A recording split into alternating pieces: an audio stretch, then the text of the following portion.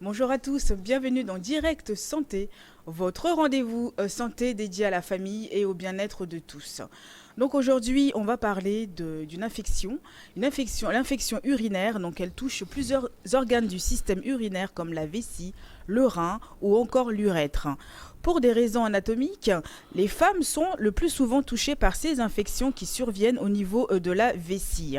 Donc l'infection urinaire provoque des signes comme l'envie d'uriner mais sans en avoir vraiment besoin. Des brûlures à la miction sont également un autre signe. Naturellement, c'est sans gravité, hein, cette infection de l'urètre et de la vessie ou encore le rein est généralement causée par des bactéries naturellement présentes dans l'intestin. Donc aujourd'hui, je suis accompagnée de Dr Fessal, mon binôme, donc qui va nous éclairer un peu sur cette maladie, hein, qui touche la vessie, et donc comment comprendre l'infection urinaire et quelles sont les causes. Il va tout nous expliquer dans un instant. Bonjour Dr Fessal. Bonjour ici, Comment ça va? je vais très bien. Et Toujours le... vous-même? Oh, très bien, très très bien. Tête à Tranquille. tête, hein, comme d'habitude. Ouais, Ah, on on se prend goût. retrouve. On y prend goût, Ouais. docteur Fessal. Donc, nous allons parler aujourd'hui, hein, de l'infection urinaire, qui ça touche en particulier, et quelles sont les causes et les symptômes. Donc, vous allez déjà nous apprendre, nous parler un peu de l'infection urinaire. Qu'est-ce que c'est exactement, docteur Fessal? Oui. En effet, une infection urinaire, comme le nom l'indique, c'est une infection des urines. Donc cela traduit en fait la présence des agents infectieux dans les urines, notamment les bactéries. Oui. Voilà. Donc c'est une infection où c'est la présence des bactéries dans les urines. Elle peut être ici encore définie un peu comme une présence de bactéries également dans l'arbre urinaire. Voilà. Dans Donc l'arbre c'est urinaire, l'arbre c'est-à-dire? urinaire, l'appareil urinaire en général. D'accord. Ouais, peu importe l'endroit, en Ok, mais fait. ça arrive comment, ça? Une infection urinaire sous-entend une contraction d'un germe. D'accord? Une contraction d'un germe, c'est-à-dire une présence. Hein, on dit choper un germe, voilà. Oui. Choper une bactérie, donc c'est la présence des bactéries. Maintenant, les bactéries peuvent arriver par plusieurs voies. Soit c'est une infection euh, ascendante, surtout chez la femme, soit c'est une infection descendante, c'est-à-dire que les bactéries peut-être au niveau du vagin chez la femme peuvent remonter au méa urinaire et les bactéries peuvent descendre plutôt au méa urinaire et les Mhm. bactéries de l'anus peuvent remonter au méa urinaire aussi. Et donc, c'est ce qui provoque ces infections, c'est dû à quoi? Les aliments? On l'attrape comment, ça? Oh, les infections ont plusieurs causes. Les infections ont plusieurs causes. Nous l'avons dit, à la base, c'est la présence de bactéries dans les urines. Et dans la plupart des cas, il s'agit de Escherichia coli. Mais il peut également y arriver, tel que je l'ai dit, une infection ascendante. Les infections, les bactéries de la flore intestinale Oui. vont remonter à la vessie à travers l'urètre. Maintenant, ces causes en fait varient également en fonction de l'individu. Par exemple, chez les enfants, vous pouvez avoir une malformation urinaire qui D'accord. va donner des infections urinaires. On peut également avoir ce que l'on a appelé un reflux vésico-urétral, Mhm. d'accord? C'est-à-dire que l'urine normalement, quand l'urine quitte la vessie, l'urine doit descendre dans l'urètre. Oui. Mais chez certains enfants, toujours par faute ou à cause de certaines malformations, l'urine quitte l'urètre pour remonter à la vessie. Et déjà, l'urine en descendant dans l'urètre, si on peut parler de degré de stérilité ou degré de propriété, une fois le degré de propriété dans la vessie est plus important que le degré de propriété dans l'urètre. Donc, l'urine déjà descendue dans l'urètre pour remonter à la vessie ne peut que ramener encore d'autres éléments pathogènes. Mhm. Donc déjà, chez l'enfant, ils peuvent aussi avoir des infections comme ça dues à comment dire, vous avez dit tout à l'heure, des Des malformations déjà. malformations, oui. Ah, Des malformations, nous avons parlé de malformations urinaires. Il peut s'agir de sténose, d'accord? Il peut s'agir de sténose, il peut s'agir de ce qu'on appelle également une urétérocèle, d'accord? Une urétérocèle. Maintenant, cette infection urinaire chez la femme également n'a pas les mêmes causes que chez une femme normale. Chez la femme enceinte, pardon, n'a oui. pas les mêmes causes que chez une femme normale. Chez la femme enceinte, l'infection urinaire peut ne pas être due à des bactéries directement, mais Mhm. être due à un trouble hormonal à la base. Parce que chez la femme enceinte, c'est vrai, ça fait tout un processus de changement hormonal. Oui. Donc, il y a le trouble hormonal qui s'installe à la base. Maintenant, il y a le fait aussi que l'urètre n'a plus le même volume qu'avant. À cause Parce que, du cause poids de, de l'enfant. voilà, de l'utérus qui prend du volume, donc Oui. ça contracte l'urètre et voilà, le volume de l'urètre diminue, ce qui fait que l'urètre n'a plus le même volume qu'avant. Donc tout ça, ça entre dans la présence ou dans ce qu'on appelle l'arrivée d'une infection urinaire. Et donc, du coup, comment savoir si, comment ça arrive, comment savoir si on a chopé une infection urinaire? Oui, une infection urinaire, mais en fait, quelqu'un qui a déjà fait une infection urinaire sait déjà lorsque son voisin fait une infection urinaire ou pas à travers des discussions. Mhm. Donc, il faut quand même noter qu'il y a une infection, ce qu'on appelle infection urinaire haute et infection urinaire basse. D'accord, c'est Et quoi la différence? voilà, la différence, c'est que tout à l'heure, là, il y a sur l'écran, on a passé l'image de l'arbre urinaire, hein, l'image sur laquelle il a été écrit infection urinaire. Oui, Donc, voilà, donc sur cette image, vous allez voir les reins en haut, la structure en rouge, le dessin en rouge, oui, les reins sont en haut. Après, c'est le tuyau là qui conduit les urines jusqu'à la vessie. d'accord. Et après la vessie, c'est l'urètre en bas. Donc, les tuyaux qui conduisent les urines à la vessie sont appelés les urétères. Mhm. D'accord? Et le petit tuyau après la vessie Qui qui fait descend. sortir, voilà, qui fait sortir l'urine à l'extérieur est Oui. appelé l'urètre. Donc, une infection urinaire dans laquelle le germe est localisé dans la vessie est appelée une cystite. Oui, Voilà, donc une infection urinaire basse, c'est-à-dire qui touche la partie basse de l'appareil urinaire. mhm, mhm. Mais par contre, une infection urinaire qui est localisée au niveau des reins est appelée une pyélonéphrite. D'accord. Voilà. Mais c'est plus grave quand ça arrive au niveau des reins, non? Oui. Oui, C'est un peu plus grave. Voilà, ça sous-entend quand même une gravité par rapport à la cystite oui. quand il s'agit d'une infection urinaire basse. Donc la cystite, c'est en bas, C'est en bas, voilà, voilà, infection urinaire basse. basse, Et pyélonéphrite, infection urinaire haute, si haute, on peut le c'est-à-dire dire qui ainsi. remonte Au rein, au niveau des reins. Mais et exactement. ça ne détruit pas les reins? Ça agit... Si ça agit sur les reins, ça peut même donner une insuffisance rénale. Ok, Voilà, ça peut même causer une insuffisance rénale. Donc, je disais par rapport aux signes, comment faire pour savoir que l'on a une oui, infection urinaire. En réalité, ces deux entités-là, une infection urinaire haute et une infection urinaire basse, ont les mêmes signes. Voilà, à des différences près. Par mhm. exemple, lorsque vous faites la cystite, vous ne faites pas de fièvre. D'accord, Voilà, la fièvre, elle est rare. Vous pouvez faire une fébricule, mais vous ne faites pas de fièvre. Mais par contre, quand vous faites une pyélonéphrite, la fièvre, elle est belle et présente. Après, vous pourrez sentir oui, une fatigue générale, un malaise. Vous pourrez avoir des troubles digestifs associés, surtout si l'infection urinaire provient des germes de la flore intestinale, on mhm, vient de le dire, à travers l'anus qui vont remonter au méa urinaire. mhm. Maintenant, après ces signes-là, vous pouvez avoir des signes qui sont vraiment liés à la miction et à l'arbre urinaire lui-même. Avec les Donc, brûlures. voilà les brûlures qui vont survenir au cours de la miction. Donc, la miction, c'est lors de le jet urinaire, lorsque le jet urinaire sort dans le milieu extérieur. Vous pourrez également avoir, à part ces douleurs, ces brûlures, vous pouvez avoir des douleurs pelviennes, des douleurs abdominopelviennes. Mhm. Voilà, des douleurs abdominopelviennes. Vous pourrez également avoir ce qu'on appelle une polachyurie. Et ça, D'accord? c'est quoi? La polachyurie, c'est lorsqu'une personne urine Oui, plusieurs fois, mais de petites quantités d'urine.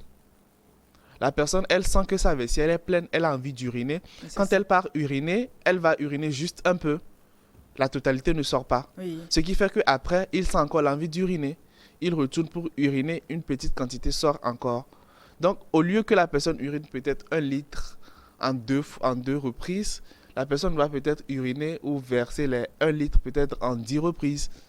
Donc, à chaque fois, la personne part uriner, mais ce sont des petites quantités d'urine qui qui sortent. sortent. Il y a ce qu'on appelle une impériosité mictionnelle. D'accord, c'est une envie très très forte d'uriner, Oui, voilà, qui vous prend. Et si vous ne faites pas vite, il peut même y avoir fuite. d'accord. Et tout ça, c'est des causes, Voilà, c'est des signes c'est des de signes qui prouvent que vous avez une infection infection urinaire. urinaire vraiment. Mm. D'accord. Ensuite, on peut également avoir une hématurie. Donc, l'hématurie, c'est la présence de sang dans les urines. Oui, Voilà. Mais il faut dire quand même que cette hématurie peut également avoir d'autres causes, hein. Et il y a ce qu'on appelle souvent l'épreuve des 3 vers. Voilà. Et ça, c'est quoi les Bon, premiers c'est travaux? un peu dans le jargon médical, on va pas rentrer dans les détails. C'est juste quand même une épreuve qui vous permet juste de distinguer les origines de votre hématurie. Ok. Voilà. Donc l'origine peut être tout autre, peut-être autre chose à part l'infection urinaire en fait. Mais il faut noter que l'hématurie peut également signaler une infection urinaire. Donc dans tous les cas, quand vous avez la présence de sang dans les urines, consultez un médecin. Un médecin. Et donc, c'est exactement les mêmes signes que quand ça touche les reins. Sauf que les reins, bah, on a les mêmes Les symptômes, mêmes mais sauf que symptômes. les reins, il y a la fièvre Voilà. qui se rajoute. Voilà, il y a la fièvre qui est vraiment accentuée. Mm.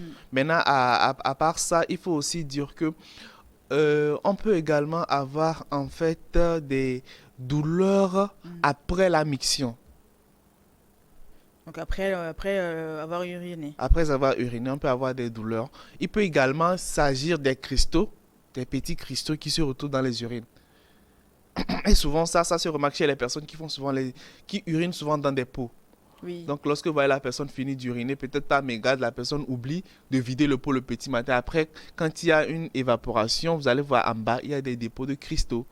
d'accord. C'est que là aussi, Voilà, faut alerter, quoi. voilà. Là aussi, Mais c'est un ça, c'est au signe niveau des reins, d'infection. hein, on est d'accord. Non, non, non. Ça, c'est en général. Voilà, en général, Ok, dans l'atteinte de l'appareil urinaire en urinaire. général. Mhm. Voilà. Maintenant, il peut également y avoir que l'urine en elle-même soit trouble. D'accord, votre urine change de couleur. Peut-être l'urine est plus rougeâtre ou peut-être il n'y a pas de sang dans les urines, mais l'urine devient trouble, Trouble. hein, peut-être même purulent. Vous allez voir, ça devient jaune, un peu plus blanc, blanchâtre, Oui. voilà. Ou carrément, c'est l'urine qui a une mauvaise odeur. L'urine est malodorante. Donc, ce sont tous ces signes Mm. associés qui peuvent vous faire. C'est vrai que ces signes peuvent apparaître isolément, mais ce sont ces signes quand même associés qui font penser à, il peut s'agir d'une infection urinaire. Et c'est vrai que l'urine n'a pas forcément tout le temps la même couleur, hein. Non, l'urine n'a pas forcément la même couleur, mais il y a des couleurs quand même qui suscitent Oui, l'attention, une attention particulière. Donc, je l'ai dit, demandez toujours conseil auprès d'un auprès agent d'un de médecin. santé. Voilà. Mais pourquoi on dit que ça touche le plus souvent les femmes, hein? En fait, c'est plus pour des raisons anatomiques. Voilà. Si l'infection urinaire doit toucher la femme, c'est Femme. plus pour des raisons anatomiques. Il y a d'abord, si la régie peut faire passer les images, Oui, voilà. Il y a d'abord la taille, sinon la longueur de l'urètre. Donc, vous allez voir que sur l'image là, la première image qui est en haut, chez la femme. ça c'est chez l'homme. En haut, c'est chez En l'homme, haut, c'est oui. chez l'homme et en bas, c'est chez la femme. Oui, Donc, vous allez voir que l'urètre, la longue. Non, non. En haut, oui, c'est ça, chez c'est la chez femme la et en femme. bas, chez l'homme. Vous allez voir que la longueur de l'urètre chez la femme est un peu plus courte que la longueur chez l'homme. D'accord? Parce que chez l'homme, il y a cette partie-là qui montre la prostate. Vous voyez la prostate qui est écrite en bas. Oui, Voilà. Donc, quand vous prenez de cette prostate jusqu'à la sortie, jusqu'au niveau du méa, ça, c'est la longueur de l'urètre. d'accord. Vous voyez un peu? Oui, Mais quand vous prenez chez la femme, l'urètre quitte directement la vessie et débouche sur le méa. Donc, la longueur de l'urètre chez la femme est plus courte que chez l'homme. que chez l'homme. Voilà. Ce qui fait que quand il y a des bactéries qui sont présentes, par exemple, au niveau du méa urinaire, que vous chopez des germes, les germes ont plus tendance ou remontent plus facilement à la vessie que chez l'homme. Parce qu'il y a un trajet court à faire. Oui, Contrairement à chez l'homme, il y a un trajet plus long que les bactéries doivent parcourir afin d'arriver à la la vessie. vessie. Donc peut-être au cours de ce parcours ou lors de ce parcours, l'homme peut avoir envie d'uriner. Donc en urinant, l'homme va alors faire sortir les bactéries. Contrairement à chez la femme, le temps que ça arrive chez la vessie, la femme peut ne pas avoir envie d'uriner et il n'y a pas de risque que les bactéries soient extériorisées à travers le jet urinaire. Vous voyez un peu? Oui, Donc quand vous urinez, en fait, vous faites sortir les bactéries. Et c'est ce qui fait que des fois, dans certaines causes d'infection urinaire, on incrimine le fait de garder longtemps les urines. oui, faut pas Voilà, que ça pèse sur la vessie. voilà. Et même aussi, après les rapports sexuels, il faut directement faire pipi. Parce que si peut-être là, votre partenaire a une infection génitale Oui, et que vous faites un rapport non protégé, les germes peuvent quitter le vagin et passer dans le méa urinaire. d'accord. Voilà. Maintenant, si après les rapports, vous partez uriner, vous éliminez en même temps ces germes. Il faut avoir envie d'uriner, hein. Ouais. Ça arrive souvent l'envie d'uriner juste après les rapports. Donc, et ça, c'est physiologique. De toute façon, c'est pour chasser justement au cas où il y a des bactéries, c'est pour les chasser. D'accord. Voilà. Donc, ça, c'est la première raison. la taille ou sinon la longueur de l'urétère, de l'urètre. Oui. D'accord? Maintenant, il y a la seconde raison qui est définie par la promiscuité. Mhm. D'accord? La promiscuité, la seconde image peut passer. La promiscuité du méa urinaire au vagin Oui. et à l'anus. D'accord. Voilà, donc ils sont proches. Contrairement à l'homme où le méa urinaire est au sommet du gland. Hein, donc déjà, il y a le sommet du gland. Ensuite, il y a le gland lui-même. Ensuite, il y a le... Voilà. Voilà. Donc sur cette image, vous allez voir, il y a ce qu'on appelle l'ouverture du vagin là. Sur l'image à gauche, vous allez voir l'ouverture du vagin. Et juste en haut, vous avez le méa urinaire. Oui. Voilà, donc si peut-être après un rapport sexuel non protégé, votre partenaire vous a transmis des bactéries ou des germes, ces germes vont facilement remonter au méa urinaire. Donc c'est cette promiscuité. Mm, mm, mm. Voilà. Maintenant, il y a l'anus normalement qui doit se trouver en bas, juste après le vagin. Et c'est ça qui explique maintenant la présence également des bactéries de la flore intestinale. Si l'anus n'a pas une bonne hygiène, les bactéries de la flore intestinale peuvent maintenant passer au niveau du vagin et passer ensuite au niveau du méa urinaire Urinaire. pour donner ce qu'on appelle toujours une infection. Donc tout se stocke au niveau du méa urinaire alors. Ouais, tout se passe au niveau Au du niveau méa du méa urinaire. urinaire. Voilà. Pour Et- des bactéries qui et- viennent de l'extérieur. Oui, c'est ça. Donc chez l'homme, c'est vrai que c'est pour ça que ils ont un peu moins cette chance-là de choper une infection Oui, urinaire, oui. vu qu'ils éliminent plus rapidement Plus rapidement et que les femmes. l'urètre a une longueur un peu grande, voilà, Oui. qui retarde l'arrivée, hein, l'arrivée Mhm. tôt dans la vessie des bactéries. D'accord. Et justement, qu'est-ce que, par exemple, chez l'homme, est-ce que apparemment aussi on parle d'âge? On parle de que ça arrive, c'est-à-dire à partir d'un certain âge, les hommes sont aussi le plus souvent touchés par. Non, ce n'est pas directement lié à l'âge à la base, ce n'est pas Mm. directement lié à la base, mais plus vous prenez de l'âge chez les hommes, Oui. plus il y a certains facteurs qui peuvent faire que vous êtes sujet à des infections urinaires. Mais est-ce que ça touche la prostate? Est-ce que ça a un rapport avec le cancer de la Oui, prostate? oui, ça a un rapport justement, c'est Oui, pour cela qu'on avec le parle cancer de d'âge.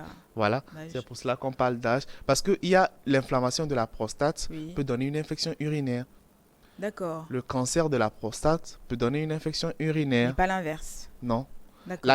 C'est vrai que l'inverse, mais l'inverse est un peu moins important que le premier sens. Mhm. D'accord? Et il y a également ce qu'on appelle les tumeurs bénignes de la prostate qui peuvent également donner une infection Infection urinaire. On urinaire. appelle ça dans le jargon médical l'adénome de la prostate. Donc l'adénome de la prostate peut également causer une infection urinaire. Voilà. Donc je ne sais pas si la régie peut également faire passer cette image pour montrer un peu comment est-ce que l'inflammation de la prostate peut donner une Bah ça, infection on va y urinaire. revenir juste après, après une pause de Flash Info. On revient tout de suite.